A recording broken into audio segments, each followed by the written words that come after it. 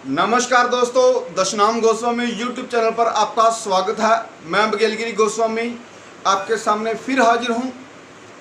मेरे भाइयों, मेरे दोस्तों, क्या आपको पता है कि सनातन धर्म की युवा पीढ़ी वह मंदिर क्यों नहीं जाती, वह सनातन धर्म में रुचि क्यों नहीं रखती, वह नास्तिक क्यों बन रही है, वह क्यों अपने देवी देवताओं पर सवाल उठाते हैं?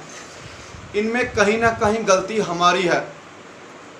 जब हमारी युवा पीढ़ी मुस्लिम परिवार के 5 साल के बच्चे को भी बाकायदा नमाज पढ़ते देखती है तो उन्हें बहुत अच्छा लगता है।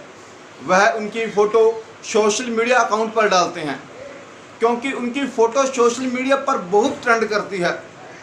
मुस्लिम परिवारों की ये अच्छी चीज़ है कि वो अपना धर्म और अपने संस्कार, धर्म नहीं माफ़ी चाहूँगा, मजहब और अपने संस्कार भी तो क्या आपको भी पता ही है, अपनी अगली पीढ़ी को जरूर देते हैं। कुछ पुचकार कर तो कुछ डरा कर, लेकिन उनकी नींव में अपने गहरे कट्टरपंथी संस्कार बहुत गहरे घुसे होते हैं। यही खूबसूरती सिखों में भी है। मैंने एक बार छुटप्पन में एक सरदार का जूड़ा पकड़ लिया था। उसने मुझे उसी वक्त तेज आवाज़ में न सिर्फ धमकाया बल्कि समझाया भी था। तब बहुत बुरा लगा था, लेकिन आज याद करता हूँ तो अच्छा लगता है। हिंदू धर्म चाहे जितना भी अपने आप को पुराने होने का दावा कर ले, पर इसका प्रभाव सिर्फ सरनेम तक सीमित होता जा रहा है। मैं अक्सर देखता हूँ कि मजाक में लोग किसी ब्राह्मण की चुटिया खींच देते हैं, वो हंस देता है। एक माँ आरती कर रही होती है, उसका बेटा जल्दी में प्रसाद छोड़ जाता है। लड़का कूल डूड है, उसे इतना ज्ञान है कि प्रसाद गैर जरूरी है। बेटी इसलिए प्रसाद नहीं खाती कि उसमें कैलोरीज बहुत ज़्यादा होती हैं, उसे अपनी फिगर की चिंता है। छत पर खड़े अंकल जब सूर्य को जल चढ़ाते हैं तो लड़के हंसते हैं। 2 वक्त पूजा करने वाले को हम सहज ही मान लेते हैं कि साला 2 नंबर का पैसा कमाता होगा, इसलिए इतना अंधविश्वास करता है। राम राम जपना पराया माल अपना, ये तो फिल्मों में भी आपने बहुत सुना होगा, इसमें भी हमारी गलती है। कोई सिखों के खिलाफ ऐसी कोई शब्दावली का प्रयोग करके देखे, इस पर मार टालती है, अरे आज की जनरेशन है जी, क्या कर सकते हैं, मॉडर्न बन रहे हैं, पिता खींच के बसते हैं, और ये तो है ही ऐसे, इनसे कौन मुंह लगे। नतीजन बच्चों का पूजा के वक्त हाजिर होना मात्र दीपावली तक ही सीमित रह जाता है। यही बच्चे जब हमारे हम उम्र को हर शनिवार गुरुद्वारे में मत्था टेकते, या हर शुक्रवार को विधिवत नमाज पढ़ते, या हर संडे चर्च में मोमबत्ती जलाते देखते हैं तो बहुत फैसिनेट होते हैं। सोचते हैं कि असली गुण तो ये है, मम्मी तो यूं ही थाली घुमाती रहती है। अब क्योंकि धर्म बदलना तो पॉसिबल नहीं है, इसलिए मन ही मन में खुद को नास्तिक मान लेते हैं।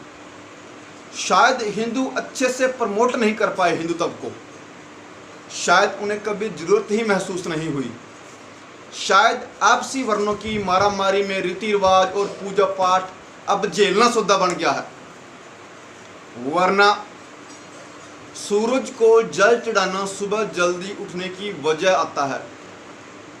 सुबह पूजा करना नहाने का बहाना बन जाता है, और मंदिर घर में रखा हो तो घर साफ सुथरा रखने का कारण बन जाता है। घंटी बजने से जो ध्वनि होती है वो मन शांत करने में मदद करती है, तो आरती गाने से कॉन्फिडेंस लेवल बढ़ता है। हनुमान चालीसा तो डर को भगाने और शक्ति संचार को करने के लिए सर्वोच्चम है। सुबह टीका लगा लो तो ललाट चमक उठता है। प्रसाद में मीठा खाना तो शुभ होता है। भाई टीवी में ऐड नहीं देखते, कुछ मीठा हो जाए। संस्कार जब घर से शुरू होते हैं, जब घर में ही बड़े ही आपको अपने संस्कारों के बारे में नहीं समझाते तो आप इधर उधर भटकते हैं, जो कि बुरा नहीं है, भटकना भी जरूरी है। लेकिन इस भटकन में जब आपको कोई कुछ गलत समझा जाता है तो आप भूल जाते हैं कि आप उस शिवलिंग का मजाक बना रहे हैं जिस पर आपकी माँ हर सोमवार जल चढ़ाती है। लेकिन मैं किसी को बदल नहीं सकता, मैं किसी के ऊपर कुछ थोपना नहीं चाहता। मैं गुरुद्वारा भी जाता हूँ, मैं एक बार चर्च भी गया हूँ, कभी किसी धर्म का मजाक नहीं उड़ाया। जी हाँ, कभी किसी धर्म का मजाक नहीं उड़ाया, मजहब का बहुत उड़ाया है। हर धर्म के रीति रिवाज पर मैं तार्किक बहस कर सकता हूँ, लेकिन किसी को भी इतनी छूट नहीं देता कि वे मेरे सामने शिवलिंग का मजाक बनाएं।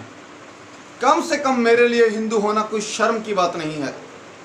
आपके लिए हो भी तो मजाक न बनाएं, चाहे जिसकी आराधना करें, लेकिन मूर्तियों को धिक्कारें नहीं। जय सनातन, जय दशनाम, जय भारत, जय हिंद।